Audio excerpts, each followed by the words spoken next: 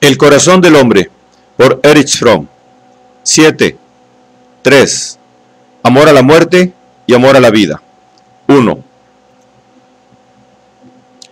En el capítulo anterior estudiamos formas de violencia y agresión que aún pueden considerarse más o menos benignas, en cuanto que sirven o parecen servir, directa o indirectamente, a propósitos de vida. En este capítulo y los siguientes trataremos de tendencias que se dirigen contra la vida, que forman el núcleo de graves enfermedades mentales y que pueden considerarse como la esencia del verdadero mal. Trataremos de 3 clases diferentes de orientación: necrofilia, biofilia, narcisismo y fijación simbiótica en la madre. Haré ver que las 3 tienen formas benignas, que pueden ser tan leves que ni siquiera se las puede considerar patológicas. Por lo tanto, insistiremos principalmente sobre las formas malignas de las 3 orientaciones, que en sus formas más graves convergen y acaban por formar el síndrome de decadencia. Este síndrome representa la quintesencia del mal. Es, al mismo tiempo, el estado patológico más grave y raíz de la destructividad e inhumanidad más depravadas. No conozco mejor introducción al corazón del problema de la necrofilia que una especie de declaración que hizo en 1936 el filósofo español Unamuno. Fue con ocasión de un discurso del general Millán Astray en la Universidad de Salamanca, de la que era rector Unamuno, cuando empezaba la Guerra Civil Española. El lema favorito del general era «Viva la muerte», y uno de sus partidarios le gritó desde el fondo de la sala. Cuando terminó su discurso, el general se levantó Unamuno y dijo: «Ahora acabo de oír el necrófilo e insensato grito «Viva la muerte». Y yo, que he pasado mi vida componiendo paradojas que excitaban la ira de algunos que no las comprendían, he de deciros, como experto en la materia, que esta ridícula paradoja me parece repelente. El general Millán Astray es un inválido. No es preciso que digamos esto con un tono más bajo. Es un inválido de guerra. También lo fue Cervantes. Pero desgraciadamente en España hay actualmente demasiados mutilados. Y, si Dios no nos ayuda, pronto habrá muchísimos más. Me atormenta el pensar que el general Millán Astray pudiera dictar las normas de la psicología de la masa. Un mutilado que carezca de la grandeza espiritual de Cervantes es de esperar que encuentre un terrible alivio viendo cómo se multiplican los mutilados a su alrededor. En este momento, Millán Astray no se pudo detener por más tiempo y gritó: «Abajo la inteligencia, viva la muerte», clamoreado por los falangistas. Pero Unamuno continuó: «Este es el templo de la inteligencia, y yo soy su sumo sacerdote. Estáis profanando su sagrado recinto. Venceréis porque tenéis sobrada fuerza bruta, pero no convenceréis. Para convencer hay que persuadir, y para persuadir necesitaréis algo que os falta: razón y derecho en la lucha. Me parece inútil el pediros que penséis en España. He dicho». Unamuno, al hablar del carácter necrófilo del grito «Viva la muerte», tocó el corazón del problema del mal. No hay distinción más fundamental entre los hombres, psicológica y moralmente, que la que existe entre los que aman la muerte y los que aman la vida, entre los necrófilos y los biófilos. No quiere esto decir, de ningún modo, que una persona es necesariamente ya totalmente necrófila o totalmente biófila. Hay algunas que están totalmente consagradas a la muerte, y esas son dementes. Hay otras que están enteramente consagradas a la vida, y estas nos impresionan por haber alcanzado la finalidad más alta de que es capaz el hombre. En muchas están presentes las tendencias biofilias y necrófilas, pero en proporciones diferentes. Lo que importa aquí, como siempre en fenómenos de la vida, es cuál tendencia es la más fuerte, de suerte que determine la conducta humana, no la ausencia o la presencia completa de una de las 2 orientaciones. Literalmente, necrofilia significa amor a la muerte, como biofilia significa amor a la vida. Suele emplearse esta palabra para designar una perversión sexual, a saber, el deseo de poseer el cadáver de una mujer para realizar el acto sexual, o el deseo morboso de estar en presencia de un cadáver. Pero, como sucede con frecuencia, una perversión sexual no hace sino representar el cuadro más franco y claro de una orientación, que se encuentra sin mezcla sexual en muchos individuos. Unamuno lo vio claramente cuando aplicó la palabra necrófilo al discurso del general. No quiso decir que el general estuviera obsesionado por una perversión sexual, sino que odiaba la vida y amaba la muerte.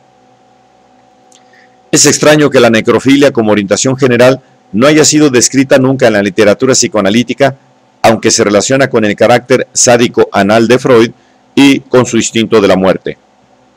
Aunque estudiaré más adelante estas relaciones, quiero ahora pasar a describir al individuo necrófilo. La persona con orientación necrófila se siente atraída y fascinada por todo lo que no vive, por todo lo muerto. Cadáveres, marchitamiento, heces, basura. Los necrófilos son individuos aficionados a hablar de enfermedades, de entierros, de muertes. Empiezan a vivir precisamente cuando hablan de la muerte. Un ejemplo claro del tipo necrófilo puro es Hitler. Le fascinaba la destrucción y le agradaba el olor de la muerte. Aunque en los años de su éxito quizá haya parecido que solo quería destruir a quienes consideraba enemigos suyos, los días del crepúsculo de los dioses y el final demostraron que su satisfacción más profunda estribaba en presenciar la destrucción total y absoluta. La del pueblo alemán, la de los que lo rodeaban, la suya propia. Una información de la Primera Guerra Mundial, de la que no hay pruebas, pero que tiene mucho sentido, dice que un soldado vio a Hitler como en estado de trance mirando fijamente un cadáver en descomposición y negándose a alejarse. El necrófilo vive en el pasado, nunca en el futuro. Sus emociones son esencialmente sentimentales, es decir, alimentan el recuerdo de emociones que tuvieron ayer o que creen que tuvieron. Son fríos, esquivos, devotos de la ley y el orden. Sus valores son exactamente lo contrario de los valores que relacionamos con la vida normal. No la vida, sino la muerte los anima y satisface. Es característica del necrófilo su actitud hacia la fuerza. Fuerza es, según la definición de Simone Weil, la capacidad para convertir un hombre en un cadáver. Así como la sexualidad puede crear vida, la fuerza puede destruirla. Toda fuerza rebasa, en último análisis, en el poder para matar. Pero no matar a una persona, sino únicamente privarla de su libertad. Quizá quiero solo humillarla o despojarla de sus bienes. Pero haga lo que yo haga, detrás de todas esas acciones está mi capacidad de matar y mi deseo de hacerlo. El enamorado de la muerte ama la fuerza inevitablemente. Para él, la mayor hazaña del hombre no es dar vida, sino destruirla. El uso de la fuerza no es una acción transitoria que le imponen las circunstancias, es un modo de vida. Esto explica por qué el necrófilo está verdaderamente enamorado de la fuerza. Así como para el enamorado de la vida la polaridad fundamental en el hombre es la que existe entre macho y hembra, para el necrófilo existe otra polaridad muy diferente, la de los que tienen el poder de matar y la de los que carecen de él. Para él no hay más que dos sexos, el poderoso y el impotente, los matadores y los muertos. Está enamorado de los matadores y desprecia a los que son muertos. No pocas veces hay que tomar literalmente ese estar enamorado de los matadores. Son sus objetos de atracción y de fantasías sexuales, aunque menos acentuadamente que en la perversión mencionada arriba o en la perversión de la necrofagia. Necrofagia, deseo de comer cadáveres. Deseo que no rara vez puede encontrarse en los sueños de los individuos necrófilos. Conozco muchos sueños de personas necrófilas en que tienen relaciones sexuales con una mujer o un hombre ancianos, por la que de ningún modo se sienten físicamente atraídos, sino a quien temen y admiran por su fuerza y capacidad destructora. La influencia de hombres como Hitler y Stalin estriba precisamente en su capacidad para matar y la complacencia en hacerlo. Por eso los amaron los necrófilos. De lo demás, muchos los temían, y prefirieron admirarlos a darse cuenta de su miedo. Otros muchos no percibían la calidad necrófila de los líderes y vieron en ellos los constructores, los salvadores, los buenos padres. Si los líderes necrófilos no hubieran fingido que eran constructores y protectores, el número de individuos atraídos por ellos apenas habría sido suficiente para ayudarlos a tomar el poder, y el número de los repelidos por ellos probablemente no habría tardado en producir su caída. Mientras la vida se caracteriza por el crecimiento de una manera estructurada, funcional, el individuo necrófilo ama todo lo que no crece, todo lo que es mecánico. La persona necrófila es movida por el deseo de convertir lo orgánico en inorgánico, de mirar la vida mecánicamente, como si todas las personas vivientes fuesen cosas.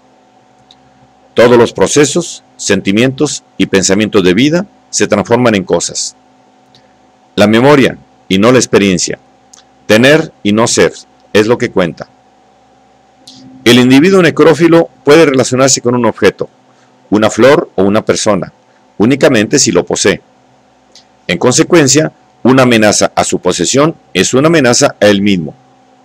Si pierde la posesión, pierde el contacto con el mundo. Por eso encontramos la paradójica reacción de que más bien perderé la vida que la posesión, aun cuando al perder la vida, el que posee deja de existir. Ama el control y en el acto de controlar mata la vida. Se siente profundamente temeroso ante la vida, porque por su naturaleza es desordenada e incontrolable. La mujer que pretende sin razón ser la madre del niño, en el relato del juicio de Salomón, es típica de esta tendencia. Preferiría tener un niño muerto y adecuadamente dividido que perder un niño vivo. Para el individuo necrófilo, justicia significa reparto correcto, y está dispuesto a matar o morir en obsequio de lo que llama justicia. La ley y el orden son ídolos para él. Todo lo que amenaza la ley y el orden se considera un ataque satánico a sus valores supremos. Al individuo necrófilo lo atraen la oscuridad y la noche. En la mitología y la poesía es atraído por las cavernas o por los abismos del océano, o se le representa ciego. Son un buen ejemplo los enanos del Peer Gynt de Ibsen. Son ciegos, viven en cavernas. Su único valor es el narcisista de algo, preparado en casa o de producción casera. Le atrae todo lo que se aparte de la vida o se dirige contra ella. Quiere regresar a la oscuridad del útero y al pasado de existencia inorgánica o animal. Está orientado esencialmente hacia el pasado, no hacia el futuro que odia y teme. Con esto se relaciona su anhelo de certidumbre o seguridad. Pero la vida nunca es segura, nunca es previsible, nunca es controlable para hacerla controlable. Hay que convertirla en muerte. La muerte es, ciertamente, la única seguridad de la vida. Las tendencias necrófilas suelen manifestarse de la manera más clara en los sueños de una persona.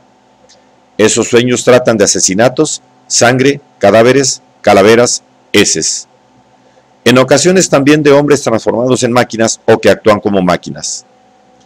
De vez en cuando puede tener lugar un sueño de este tipo en muchos individuos sin que indique necrofilia. En el individuo necrófilo, los sueños de este tipo son frecuentes y a veces se repiten. Al individuo muy necrófilo se le puede reconocer con frecuencia por su aspecto y sus gestos. Es frío, tiene una piel que parece muerta y con frecuencia su cara tiene una expresión como si estuviera oliendo un mal olor. Esta expresión podía verse claramente en la cara de Hitler. Es ordenado, obsesivo, pedante. Este aspecto de la persona necrófila fue mostrado al mundo en la figura de Eichmann. Este se sentía fascinado por el orden burocrático y por la muerte. Sus valores supremos eran la obediencia y el funcionamiento adecuado de la organización. Transportaba judíos como hubiera podido transportar carbón. Que fueran seres humanos es cosa que no entraba en el campo de su visión, y en consecuencia no tiene importancia el problema de si odiaba o no a sus víctimas. Pero no se encuentra solo entre los inquisidores, entre los Hitler y los Eichmann, ejemplos del carácter necrófilo. Hay muchos individuos que no tienen oportunidad ni poder para matar, pero cuya necrofilia se expresa de otras maneras más inofensivas, vistas superficialmente. Un ejemplo es la madre que se interesa siempre por las enfermedades de su hijo, por sus defectos y sus malos pronósticos para el futuro. Al mismo tiempo, no le impresionará un cambio favorable. No responderá a la alegría del niño. No admitirá que está naciendo en él algo nuevo. Podemos advertir que sus sueños tratan de enfermedades, de muerte, de cadáveres, de sangre. No dañará a su hijo de un modo manifiesto, pero quizá estrangule lentamente su alegría de vivir, su fe en el crecimiento y al fin lo infectará de su propia orientación necrófila. Muchas veces la orientación necrófila entra en conflicto con tendencias opuestas, de modo que se establece un peculiar equilibrio. Ejemplo notable de este tipo de carácter necrófilo fue C. G. Jung. En su autobiografía, publicada póstumamente, da amplias pruebas de ello. Sus sueños solían estar llenos de cadáveres, de sangre, de muertes. Como manifestación típica de esta orientación necrófila en la vida real, mencionaré lo siguiente.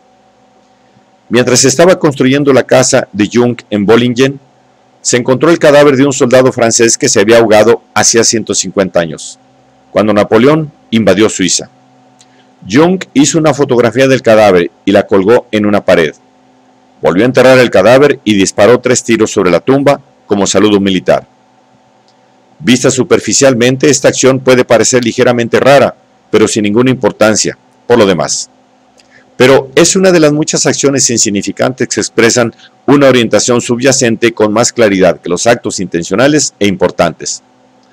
El mismo Freud observó muchos años antes la orientación de Jung hacia la muerte. Cuando los dos embarcaban para los Estados Unidos, Jung habló mucho de los cadáveres bien conservados que se habían encontrado en las marismas cerca de Hamburgo. A Freud le desagradó aquel tipo de conversación y le dijo a Jung que hablaba tanto de aquellos cadáveres porque estaba lleno de deseos de muerte contra él. Freud. Jung lo negó, indignado, pero unos años después, hacia el tiempo de su ruptura con Freud, tuvo el siguiente sueño. Sintió que, en compañía de un nativo negro, tenía que matar a Sigfrido. Salió con un rifle y cuando Sigfrido apareció en la cresta de una montaña, lo mató. Después se sintió horrorizado y temeroso de que pudiera descubrirse su crimen. Jung despertó pensando que tenía que matarse si no comprendía el sueño. Tras alguna reflexión, llegó a la siguiente comprensión. Matar a Sigfrido significa matar al héroe dentro de uno, expresando así su humildad. El ligero cambio de Sigmundo a Sigfrido bastó para permitir a un hombre cuyo mayor talento era la interpretación de sueños, ocultarse a sí mismo el sentido real de aquel sueño. Si uno se pregunta cómo es posible una represión tan intensa, la respuesta es que el sueño era una manifestación de su orientación necrófila. Y como toda esta orientación estaba intensamente reprimida, Jung no podía conocer el sentido de aquel sueño, el cual encaja dentro del panorama de que Jung se sentía fascinado por el pasado, y rara vez por el presente y el futuro.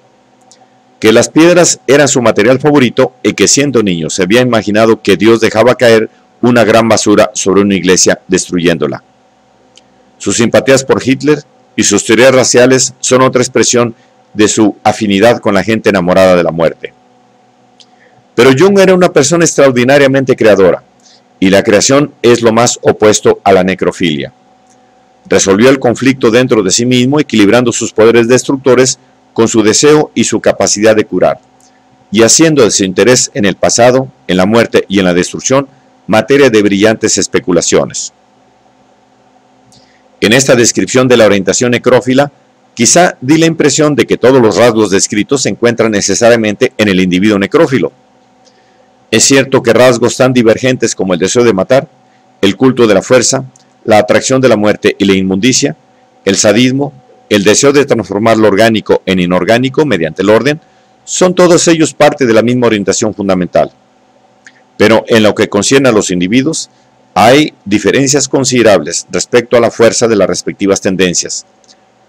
Cualquiera de los rasgos aquí mencionados puede ser más pronunciado en una persona que en otra. Además, el grado en que una persona es consciente de sus tendencias necrófilas o las racionaliza varía considerablemente de individuo a individuo.